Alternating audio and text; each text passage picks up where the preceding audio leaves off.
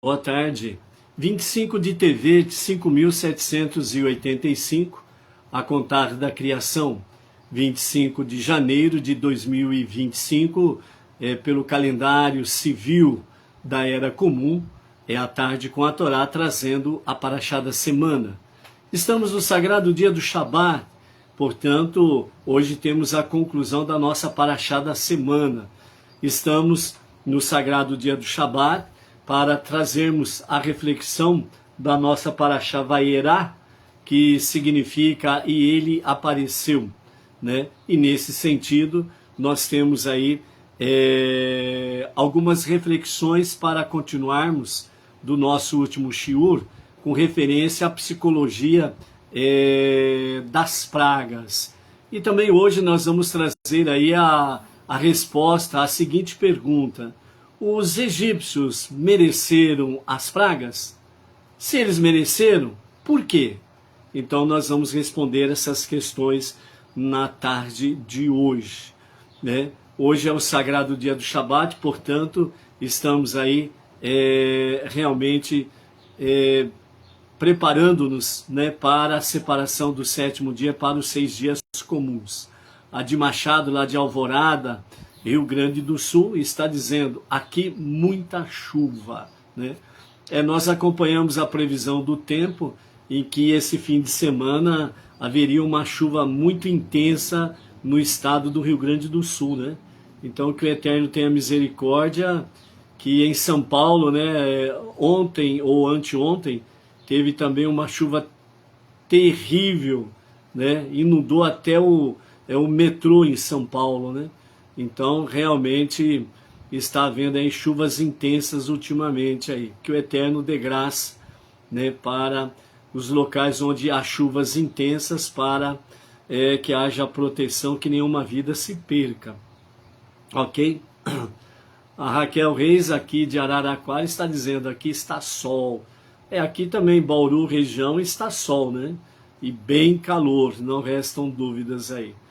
Graças a Hashem, a nossa região aqui, quando chove, está chovendo de forma mais tranquila, né? Então, Baruch Hashem por isso daí, ok? Nós estamos aqui na nossa parte final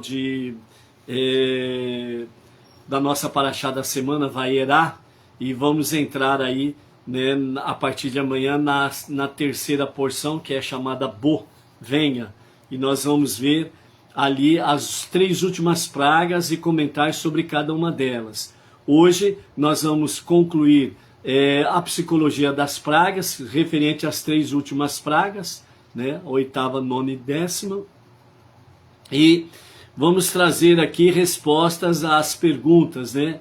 Os egípcios mereceram as pragas? Se eles mereceram, por quê? Então, vamos responder essas questões aqui na tarde de hoje, Baruch Hashem.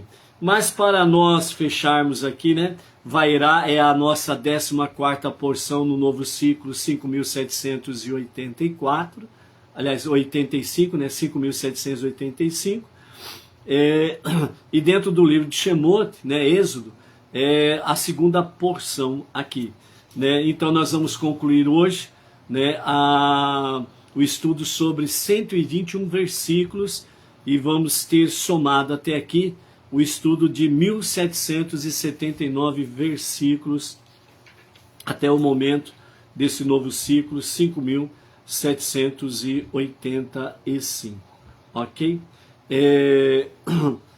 A 7ª praga aqui, né, ela fala sobre a questão do granizo, né? Então está escrito aí no capítulo 9, versos 7 a 35 desta praga, né? O granizo era muito forte, com fogo incandescendo dentro dele. Ou seja, essa praga de granizo, ela é totalmente diferente das chuvas de granizo que tem aí nos 4 cantos da terra, ok? Então não é o mesmo granizo que caiu no Egito. O granizo que caiu no Egito, ele tinha dentro dele fogo. Então, o granizo, ele caía, ele tinha fogo no seu interior, E onde ele caía, explodia que nem uma bola de fogo. Era gelo e fogo ao mesmo tempo, né? Então vejam bem que a praga do granizo é algo ímpar, né? E por isso nós precisamos entender essa questão. Então, água e fogo, segundo o nosso Rebbe Menachem Mendel, ele diz: origina-se e expressa os atributos divinos da misericórdia e da severidade. Água, misericórdia, fogo, severidade, respectivamente. Assim, a singularidade desta praga, ao misturar gelo e fogo, era de mesclar a misericórdia e a severidade divina. Embora esta praga fosse especialmente severa, o que indicava as duras advertências que a antecederam, tais advertências também incluíam instruções misericordiosas orientando como evitá-las. Apenas Deus pode dominar a natureza e combinar fogo e gelo. Da mesma maneira, somente se nos elevarmos acima de nossas limitações naturais e nos conectarmos com Deus, é que poderemos ser ao mesmo tempo exigentes, fogo, e misericordiosos, água, tanto para nosso benefício como para os dos outros. Ou seja, a começar em nós mesmos, nós precisamos aplicar no bom sentido o granizo de fogo, o granizo com fogo, melhor dizendo. O granizo com fogo nas nossas vidas. Ou seja, nós precisamos ser severos, fogo, com aquilo que realmente desagrada a Hashem. E o gelo derretido, ele é água. Então, a água, ela traz o quê? A Torá ela é comparada como a água pura, águas límpidas. É para exatamente trazer para nós o quê? Limpeza, purificação. Entendeu? Então, por isso, dentro desse sentido, nós precisamos saber usar, de fato, né, tanto para o nosso benefício como para os dos outros, né? Nós podemos realmente orientar as pessoas, não sermos exigentes com o devido controle, obviamente, né? Tanto conosco como com as pessoas. Por que exigente? Porque às vezes a pessoa diz assim: bom, eu quero ser um monoteísta com fundamento judaico e orientação rabínica, só que eu quero trazer as minhas malas sem alças que eu trouxe do cristianismo, que eu trouxe das minhas práticas antigas religiosas.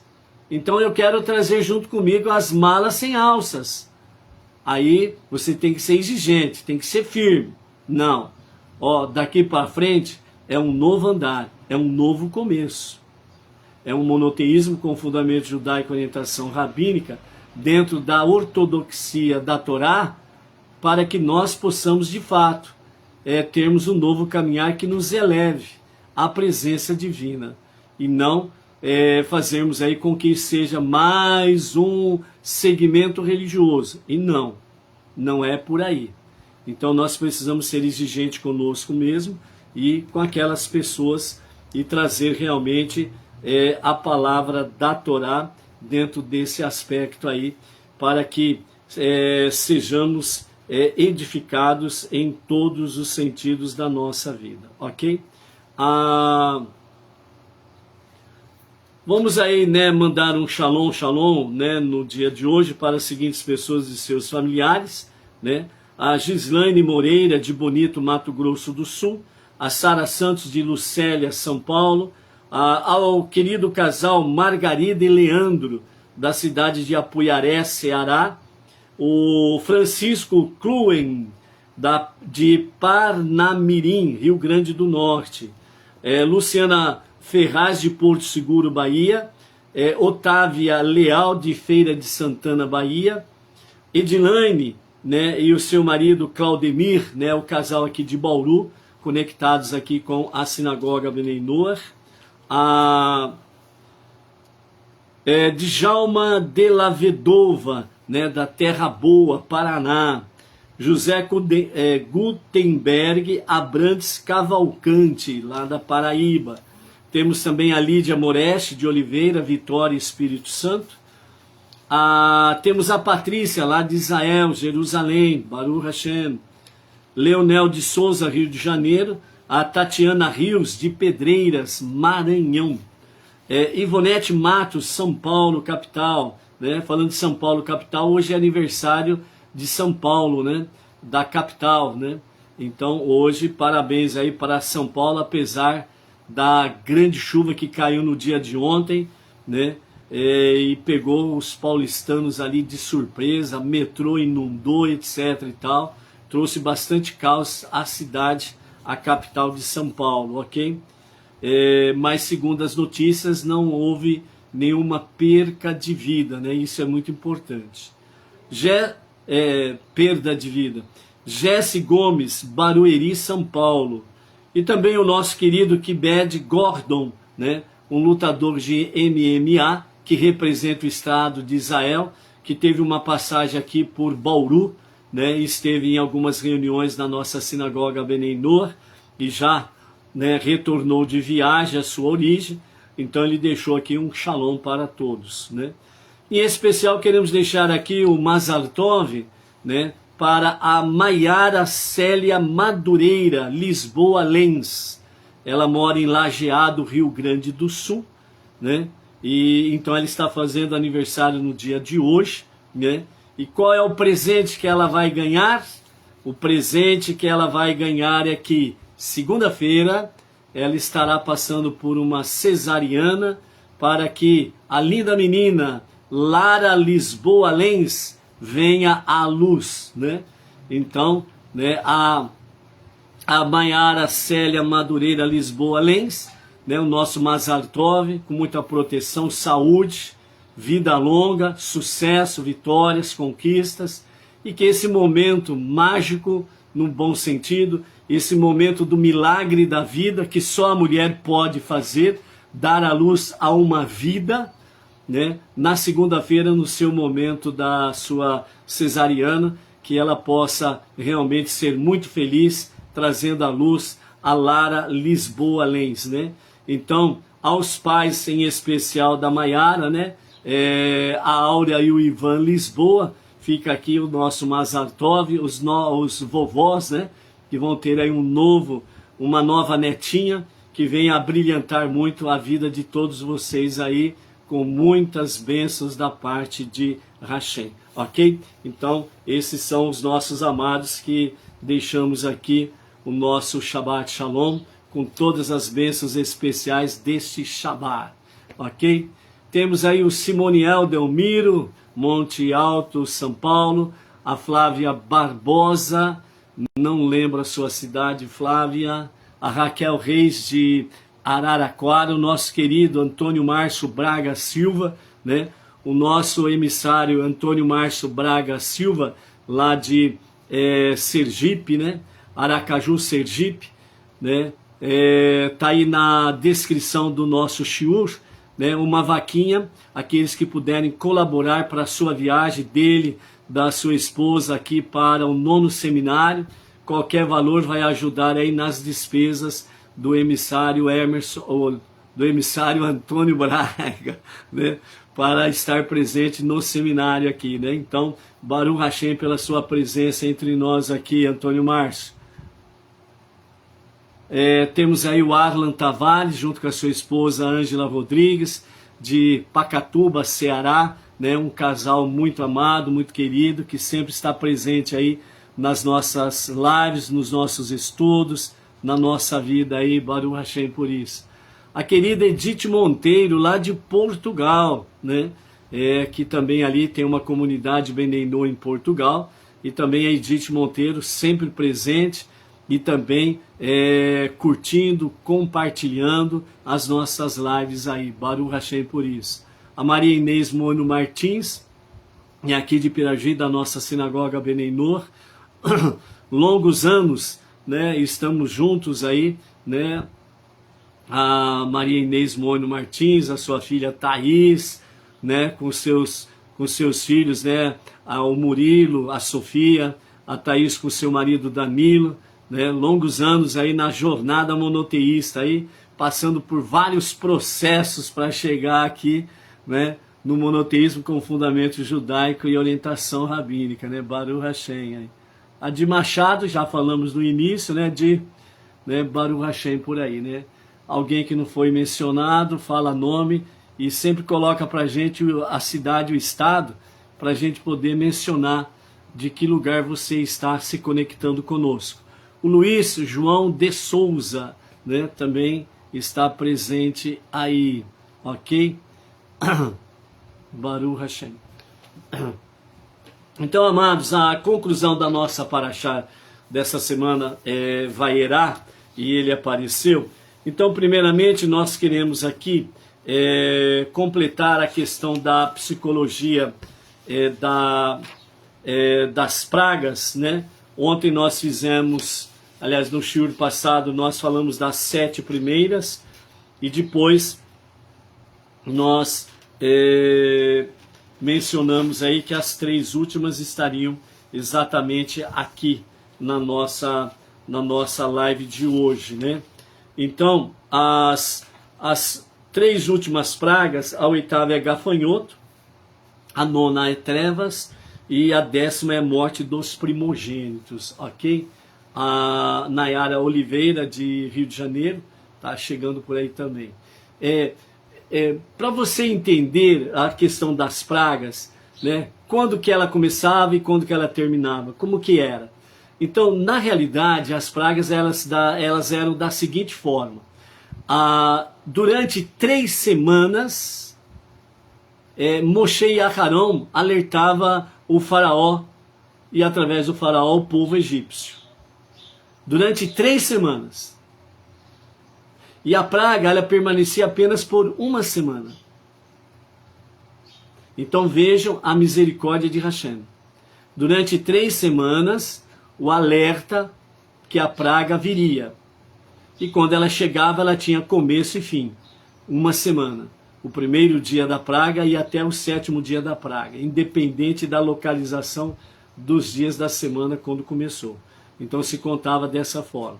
Ok?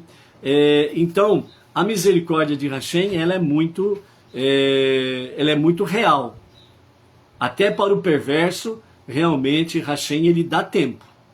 Ele dá oportunidades, sem sombra de dúvidas para isso.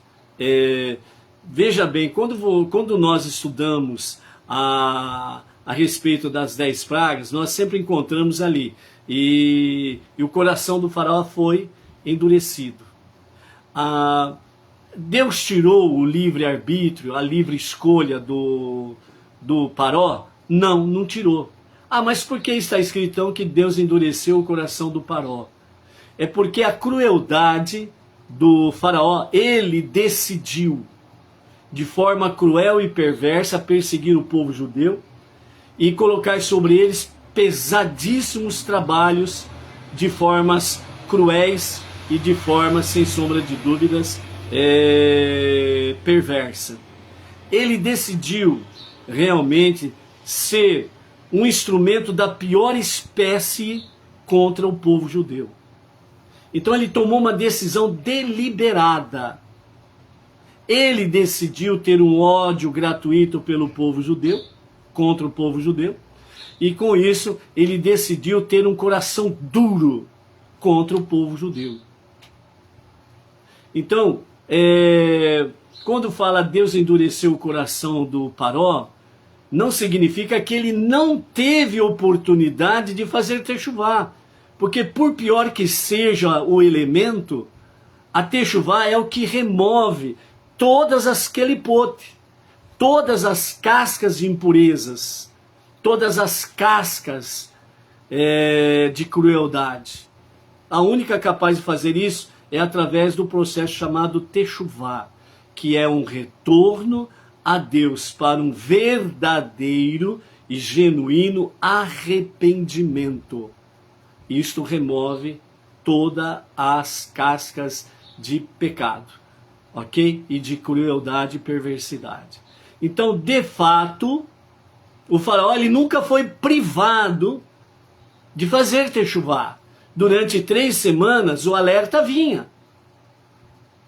Mas o faraó ele decidiu liberalmente em seu coração não dar moleza para o povo judeu. Ser pior da maneira que for, ser pior, cruel e perverso contra o povo judeu. Esta é a realidade, do faraó. Então, por isso que fala, e Deus endureceu o coração do faraó. Né? Então, para termos um parâmetro dentro desse aspecto aí, ok? O Jardel Ferreira chegou por aí, o Zacarias Texigui, não sei se é assim que fala, Ratula Terrilamba, né? Ou Terrisingui, né? Não sei se é dessa forma, Zacarias, mas desculpe aí se eu falei errado, ok? Coloque aí o nome da cidade e o estado de onde você está, como o Jardel também, para sabermos qual é a sua localização que está conectando conosco aí, ok? Então, dessa mesma forma, amados, né? Conexão, curtir e compartilhar. Então, nós pedimos a gentileza dos amados, tanto aqui no Facebook como no YouTube posteriormente, né? De curtir, colocar lá a curtição, né? E também compartilhar o máximo possível aí, principalmente na plataforma do YouTube, né? O YouTube lá está dando umas congeladas no nosso canal lá, porque nós falamos algumas palavras, entre aspas, né, que são proibidas lá pelo canal, lá pela plataforma lá, e quando a gente fala, não dá para ficar aí segurando não, e vamos falando as verdades aí, então fica difícil aí, se vocês não ajudarem com o curtir e o compartilhar, ok? O Zacarias, ele é de Angola, né? Está conectando conosco, né, através da cidade de Uambo, na Angola, Baruch Hashem, né, que a Tarde com a Torá está chegando ali na Angola, né? Baruch Hashem, aí que o Eterno abençoe poderosamente o Zacarias e todo o grupo que está com ele ali na cidade de Uambo, em Angola, melhor dizendo. Baruch Hashem aí, ok? Então, amados, né? A oitava praga, né? Sobre a psicologia das pragas. Então nós temos aí os gafanhotos. A oitava praga, na qual os gafanhotos não deixaram uma só folha verde, serve como um símbolo das consequências destrutivas de uma mente corrompida. Ou seja, uma mente corrompida não tem nada verde. O que significa isso? Uma mente corrompida, ela é totalmente, né, escura, obscura, taciturno. Ela está envolvida com as trevas, ela não tem nada de bom. Então, uma mente corrompida, ela só pensa o que não presta, em todos os níveis. Então, a praga dos gafanhotos, que está conectado com a inteligência pervertiva, né? Esse tipo de pessoa, ela usa a sua inteligência para o mal, para ser perversa, perverter as coisas de forma negativa e destrutivas. A capacidade de escrutínio e pesquisa intelectual continua sendo o dom mais precioso da raça humana. Permite que exploremos o universo, melhoremos nossa vida e possamos descobrir o elevado chamado moral da família humana. Família humana. Dentro desse aspecto, aqui o que os nossos sábios querem dizer é que a raça humana é uma família. A raça humana é uma família. Por quê? Porque todo ser humano, eles procedem de Adam Rishon, o primeiro homem. É dele que vem exatamente Noah, e depois do dilúvio, é através de Noah que vem toda a raça humana. Então, por isso, os sábios falam que a moral da família humana. Então, qualquer ser humano corre nas suas veias um sangue vermelho. Todo ser humano tem a sua centelha divina. Todos os seres humanos têm uma alma divina. As pessoas, elas não podem ser como o faraó, decidir livremente ser uma pessoa perversa, ter uma inteligência pervertida. As pessoas são inteligentes, mas elas usam a sua inteligência para o mal, para aquilo que é negativo, destrutivos, e por aí afora vai. Então, por isso que é importante nós termos o conhecimento da praga dos gafanhotos dentro da psicologia das pragas. Vejam bem, a capacidade de escrutínio e pesquisa intelectual é uma realidade para todo ser humano. Só uma mente pervertida é que ela realmente fala que homem não é homem, mulher não é mulher. Só uma mente pervertida que ela fala realmente que Deus não existe. Só uma mente pervertida, ela fala que realmente assim, ó, eu quero saber de mim, o resto que se dane. É a mesma coisa, aquela questão, né?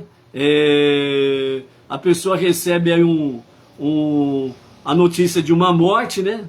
Então a pessoa fala, bom, antes ele do que eu. A família humana, nós não podemos deixar de compreender que somos partes um do outro. Isso é importante para o nosso dia a dia, para que nós possamos realmente levar o monoteísmo com fundamento judaico e orientação rabínica a todas as pessoas. Levarmos o amor de Deus verdadeiramente a todas as pessoas. Porque somos uma família, entendeu?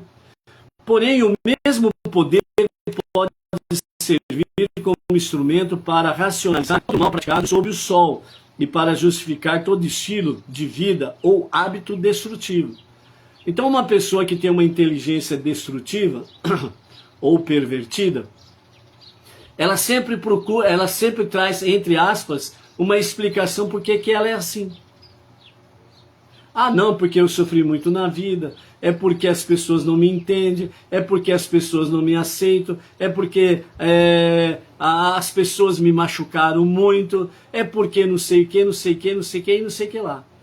Então ela fica nessa areia movediça, se debatendo ali, cada vez mais vai sumindo dentro da areia movediça.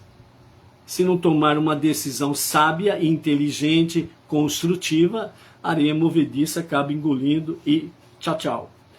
Como o gafanhoto que consumiu todas as plantas existentes no Egito, deixando atrás de si o solo estéril, a mente corrupta pode desenraizar toda a estrutura moral e alicerce sagrado já estabelecido, deixando em seu rastro uma sociedade destituída de valores espirituais e princípios absolutos.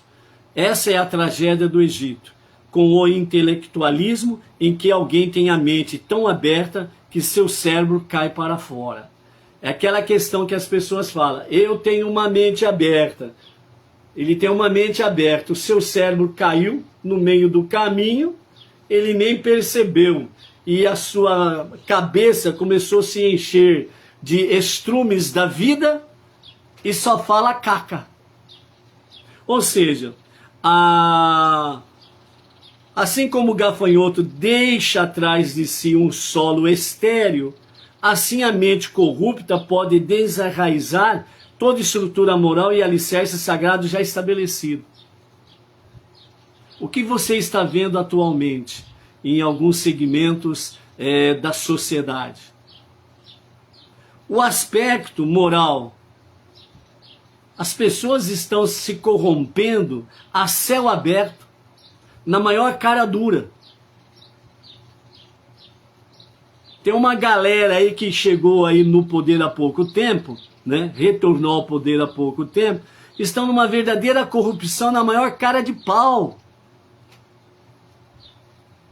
Abertamente, com apoio, inclusive, de certos setores da justiça. A Constituição Federal não tem mais valor nenhum para essas pessoas. Ou seja, no campo estrutural, moral, ética e espiritual, que está conectado com os princípios absolutos, né, que são os princípios básicos de uma sociedade sadia, já foram verdadeiros gafanhotos. Arrasaram, estão arrasando. Está ficando destruição para trás. Pegue aí certos jovens de faculdades hoje e você vai ver o drama. Vê o drama dele dentro da família. Jovens, entre aspas, com 30, 40 anos dentro da família, perturbando pai e mãe, e há 20 anos, 10 anos na faculdade, não passa de ano, só está lá. Fazendo o quê? Coisa boa que não é. Está entendendo? São os gafanhotos, inteligência pervertida. As famílias têm que ser reestruturadas. E as famílias que estão reestruturadas de forma ética, moral e espiritual, têm que fazer com que, de fato, isso possa atingir outras famílias. A sociedade precisa ser restaurada. As vidas precisam ser restauradas. Porque todos têm a capacidade, o escrutínio de fazer pesquisas, estudar, se transformar em pessoas boas. Essa questão de Shemot, Êxodo, esse período aqui de Egito, é para mostrar a realidade que o Egito em si não morreu, na sua perversidade ética, moral e espiritual. Uma boa parte do Egito foi espalhada nos 4 cantos do planeta. E aí você vê a estrutura familiar, uma verdadeira bagunça, onde deveria ser escolas de estudos, virou uma coisa do cão, por assim dizer. E a sociedade em si, né? O convívio entre as pessoas se tornou difícil. Por quê? Porque se você não concorda com aquilo que eles fazem, então você é chamado de tudo, você é xingado, perseguido e chamado de tudo quanto é tipo de coisas negativas. Entre aspas, o mundo é deles, só eles têm razão. Mas eles não conseguem fazer uma multiplicação.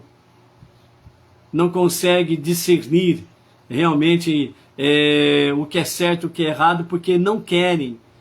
Só querem ficar do lado errado, não aceita o lado certo. Só querem ficar do lado da mentira, não aceita a verdade. Então é a praga dos gafanhotos. Deixa atrás de si um risco de destruição. A 9ª praga, trevas, uma mente trancada, está conectado. A 9ª praga, na qual uma densa escuridão envolveu todo o Egito, reflete a incapacidade da alma egípcia inibida de concretizar sua faculdade de concepção.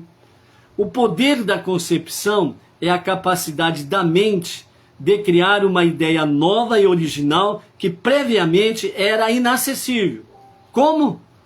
Quando a mente sente com intensidade suas limitações e fronteiras, suspendendo seu ego intelectual e abrindo-se a uma luz superior, a verdade antes inacessível pode emergir e iluminar o recém-criado vácuo. Ou seja, eu dependo de Deus. Eu vou até um limite. Depois desse limite, é em Deus que nós vamos descobrir as verdades para poder vivê-la. É isso que quer nos dizer esse sentido de poder de concepção, o poder da concepção. Nós reconhecemos que somos, sim, limitados e mortais, mas o nosso Deus, ele é sem fim, sem limite, Ein Sof, ele é o infinito, ele é ilimitado. E ao nos refugiarmos nele, é ele que nos capacita realmente com a sua inspiração. Quando alguém é arrogante e desdenhoso, priva a própria mente da habilidade de sentir a iluminação, forçando-se a permanecer na escuridão. Permanece para sempre restrito a uma visão estreita da vida. Então ele fica que nem os jumentos. Põe uma tapa no olho aqui, não enxerga nada à sua direita, não enxerga nada à sua esquerda, fica aqui tapadão. Fica com a sua mente obstruída, obscura, prisioneira de si mesmo. E quando é questionado sobre alguma coisa, não, eu tenho a mente aberta. Só que ele esqueceu que o cérebro dele caiu e ele encheu no lugar com outra coisa que não seja a massa encefálica, né? E aí só dá com burros na água, como diz o outro, né? Então, trevas, uma mente trancada. É necessário que realmente nós venhamos para a iluminação divina, a luz divina, para nos libertar da escuridão do nosso ego, do nosso eu, e podemos de fato, né, termos uma mente, não mente aberta, mas termos uma mente brilhante, que essa capacidade vem do nosso Criador. E a 10ª praga, na psicologia das pragas, é a morte dos primogênitos. A 10ª e a última praga, a morte de todo primogênito egípcio, foi a mais devastadora de todas. Refletia o fato de que o abuso egípcio da alma não somente afetou suas faculdades conscientes, como distorceu e destruiu também suas forças supraconscientes. Na Kabbalah, o primogênito é um símbolo dos primeiros instintos e motivos formados de uma alma, que estão sob a superfície do ser consciente. Essa dimensão da personalidade é naturalmente mais difícil de citar, porque está oculta e inacessível. Porém, um estilo de vida de vícios e abusos contínuos terminarão por provocar a morte do primogênito, ou a morte do elemento supraconsciente da alma da pessoa. Se torna um zumbi. Ela se torna um zumbi.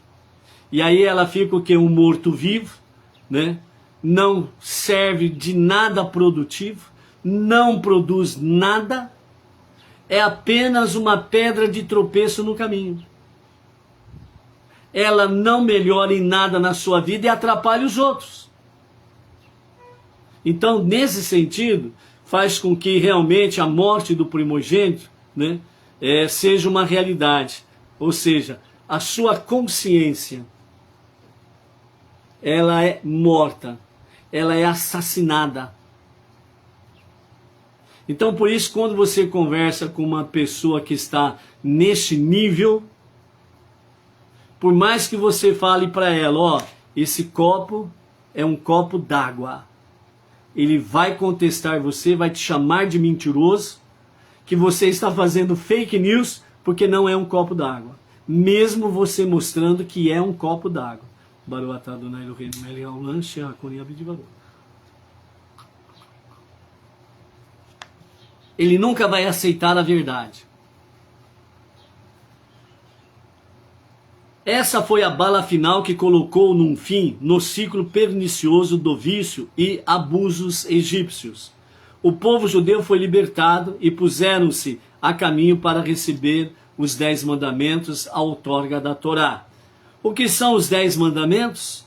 Correspondem às 10 pragas. Assim como as 10 pragas refletem a perversão das 10 faculdades da alma, os 10 mandamentos representam o caminho da cura espiritual dessas 10 faculdades, permitindo que todas as 10 expressem a harmonia, o esplendor da essência divina da pessoa.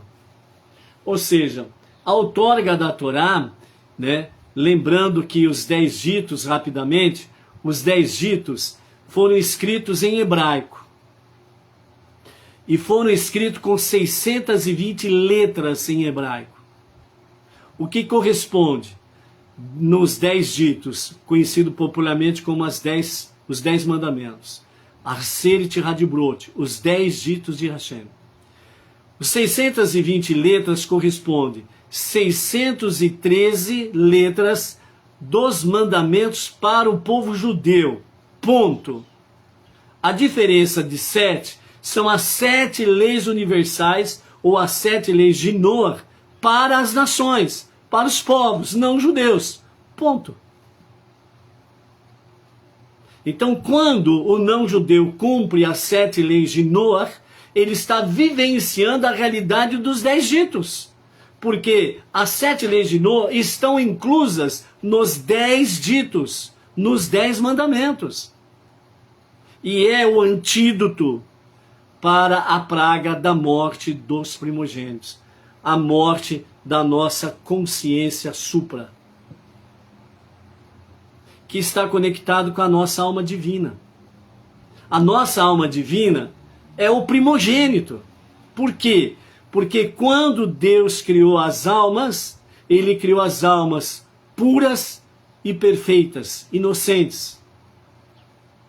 Então as nossas almas são almas primogênitas, porque Deus criou isso no jardim das almas, junto dele, perto dele.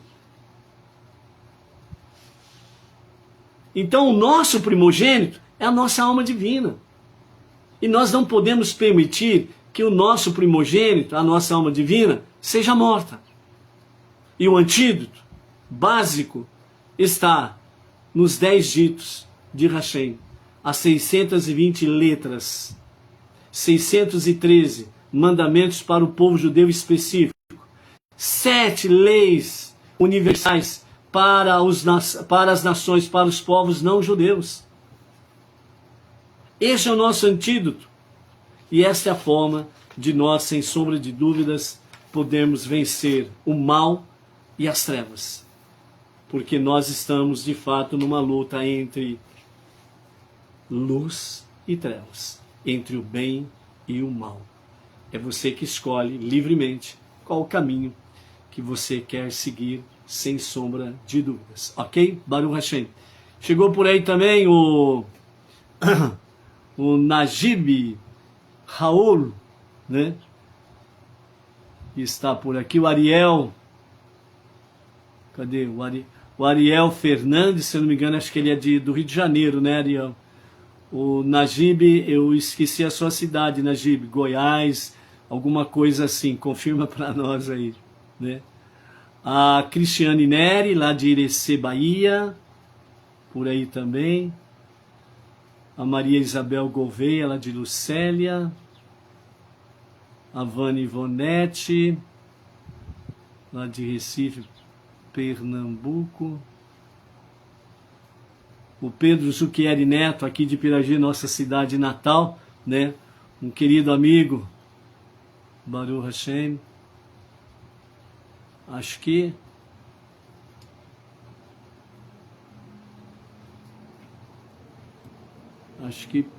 por enquanto acho que são esses aí que chegaram.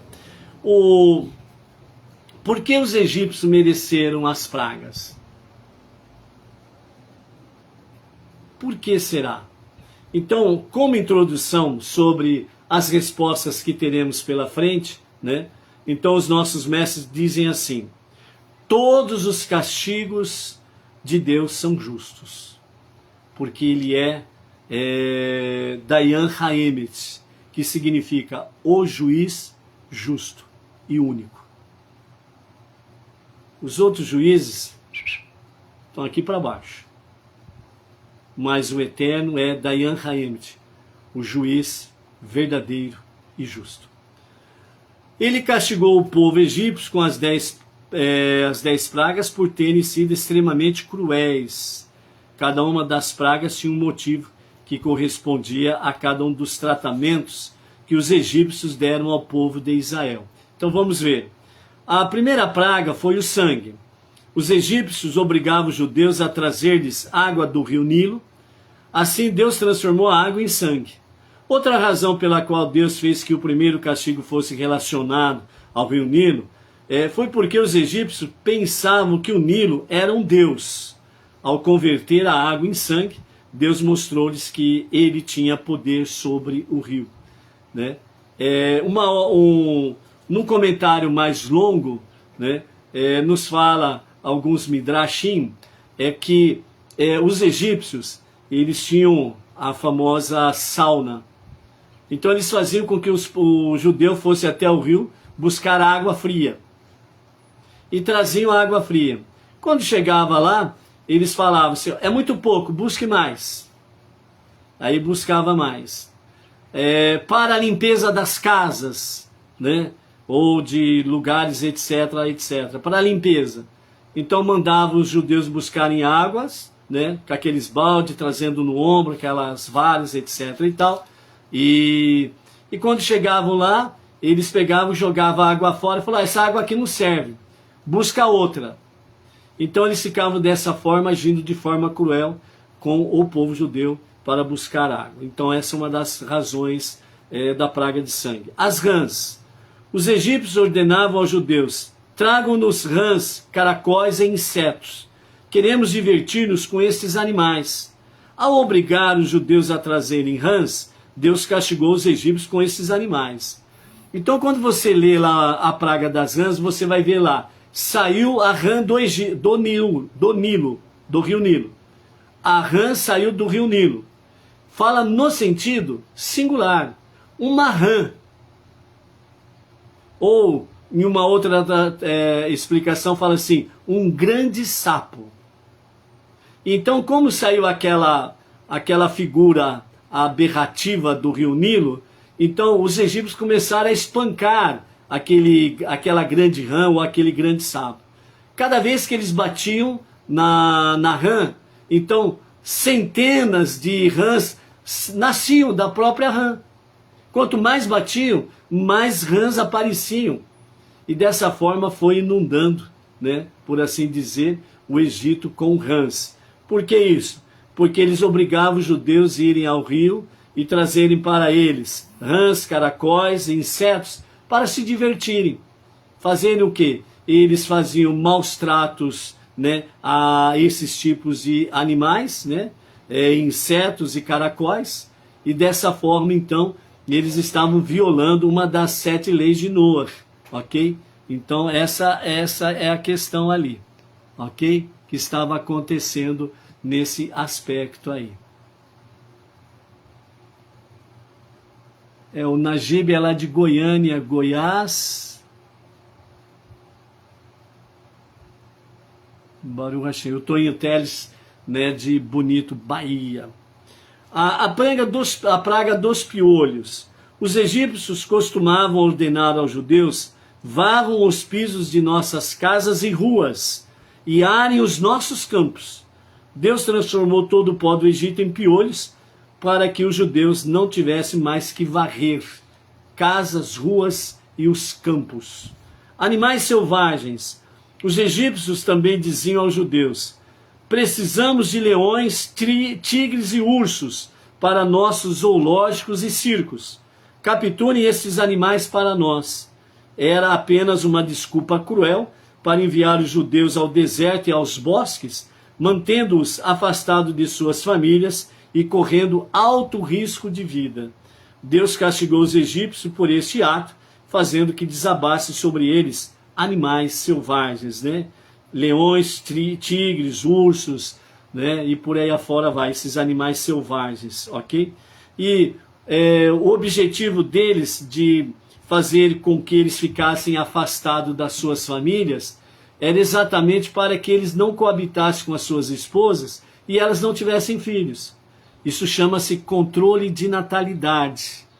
Naquela época, no Egito, eles fizeram o controle de natalidade dessa forma, né? Depois os tempos foram mudando e o controle de natalidade mudou, né? Mudou de pano, né? O pano de fundo é outro, entendeu? O controle de natalidade. A praga das pestes. Os egípcios também obrigavam os judeus a serem pastores do gado para enviá-los a campos distantes e mantê-los afastados da família. Controle de natalidade. Como castigo, Deus matou os animais dos egípcios com uma peste, né? A sarna. Outra cruel ideia dos egípcios era dar ordens confusas aos judeus nas casas de banhos. Aqueçam-me a água, traga-me água fria, traga-me água quente. De modo que Deus afligiu os egípcios com bolhas de sarna que doíam tanto que já não podiam tomar os seus banhos quentes ou frios. Outra razão pela qual os egípcios foram castigados com horríveis bolhas, né, foi porque considerava os judeus uma classe social inferior. Um egípcio nunca comia junto com um judeu. Assim Deus castigou os egípcios com bolhas dolorosas, com aspectos tão desagradáveis que ninguém queria aproximar-se deles, né? Por causa das sarna, furúnculos, essas coisas aí, nesse nível aí. É uma coisa tão horrível de se ver e de se viver, né, que as pessoas procuram o isolamento, né? Os mágicos, os sábios do faraó, quando foram atacados de sarna, eles nem se apresentavam perante o faraó. E Moisés e Arão iam lá falar com o faraó sem os conselheiros deles, porque os conselheiros não queriam aparecer de forma alguma, né? Então tá aí. A praga do granizo. Outro ato de maldade dos egípcios consistia em ordenar aos judeus: planta-me um jardim, planta-me algumas árvores. Deus destruiu, pois, os jardins e os bosques dos egípcios com granizo, né? Vejam bem, aqui está assim, de uma forma resumida. E dessa forma resumida, muitas vezes, parece que não há crueldade, né? Mas, em outros comentários, né, do Talmud, da Mishnah, etc. e tal, então alguns sábios trazem alguns detalhes bem cruéis. Então vai plantar uma árvore, mas só que não dava instrumentos de trabalho para eles, eles tinham que cavar com a mão. Mas tinha que plantar a árvore. Você está entendendo? E depois tinha que ir até o rio Nilo e vir até o jardim ali deles para poder regar. Vai no rio Nilo, pega a água, vem regar, etc, etc, etc. Então assim, são níveis cruéis, sem sombra de dúvidas, ok? A dos gafanhotos. Os egípcios também ordenavam aos judeus: colham grãos para nós, favas e plantas. Por isso esses foram comidos pelos gafanhotos, né? Quer dizer, eles tinham que colher tudo, né, sem ajuda de nada, e tinha que trazer lá os feixes, etc. e tal, no ombro, no colo, abraçado, amarrado, seja lá do jeito que for, mas tinha que trazer. As trevas. Os egípcios também ordenavam aos judeus para levar velas e tochas para eles nas ruas escuras. Também encerravam os judeus em cárceres escuros. Por esse motivo, Deus também causou a escuridão. Além disto, entre os judeus havia rechaim, malvados. No meio do próprio povo judeu, tinha alguns rechaim, malvados, que não mereciam ser libertados do Egito. Esses judeus perversos morreram durante a praga das trevas, de maneira que os egípcios não pudessem vê-los e exclamar com alegria: vejam, os judeus também estão sendo castigados como nós, né? Então a praga da escuridão, os egípcios não viram, né, esses judeus rechaim, né, perversos, né, serem mortos na praga das trevas. E a morte do primogênito. Deus castigou os egípcios matando os filhos primogênitos, pois o faraó havia dado a ordem: matem a todos os primogênitos varões judeus. Os egípcios também eram cruéis com o povo judeu, que era chamado de primogênito de Deus. Êxodo 4, capítulo 4, verso 22. O único filho primogênito de Deus é o povo judeu. Qualquer outro que se apresenta por aí como filho primogênito de Deus é fake news, é um farsante. Os egípcios também eram cruéis com o povo judeu, que era chamado de primogênito de Deus. Por isso, Deus matou os seus filhos mais velhos, né? Então, aqui são algumas explicações básicas, né, para compreendermos o motivo realmente da questão, o porquê que os egípcios mereceram a morte dos primogênitos, aliás, as pragas, né, até a morte dos primogênitos. Todos os perversos agem como Faraó. Quando Deus lhe envia um castigo, prova, teste ou algo semelhante, prometem melhorar, mas assim que termina o sofrimento, esquecem por completo a decisão de serem bons e se arrependem. Esta é a lição do Faraó: como não devemos agir.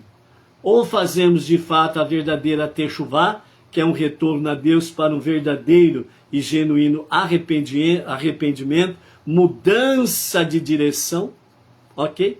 E nesse sentido, o que acontece? Uma nova vida. Se estamos em dificuldades e nos propusemos a atuar de maneira melhor no futuro, mantenhamos firme nossa decisão, mesmo depois de superar nossas dificuldades, esses momentos de adversidades da nossa vida, do nosso dia a dia.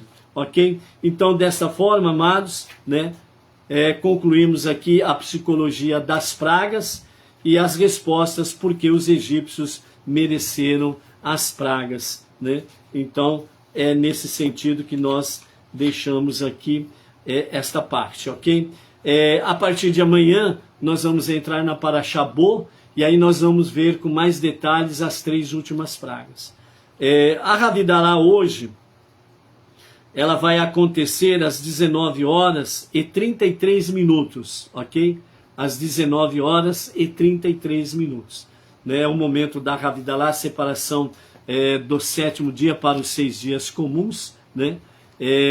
Que cada um de nós possamos estar muito bem com as nossas energias e forças recarregadas para podermos enfrentar, né, as batalhas que teremos pela frente nos próximos 6 dias da semana e nos prepararmos para o próximo Shabbat, ok? Então, desde já, Shalom Shavuot Tov, né? Muitas bênçãos para você, sua família, e durante a semana que haja muita saúde, proteção, sustento, muito sucesso em tudo aquilo que você o fizer. Que seja a bênção do Eterno sobre você e toda a sua família e todos os seus negócios. Shalom, shalom, até lá. Grato, Di, pelas palavras.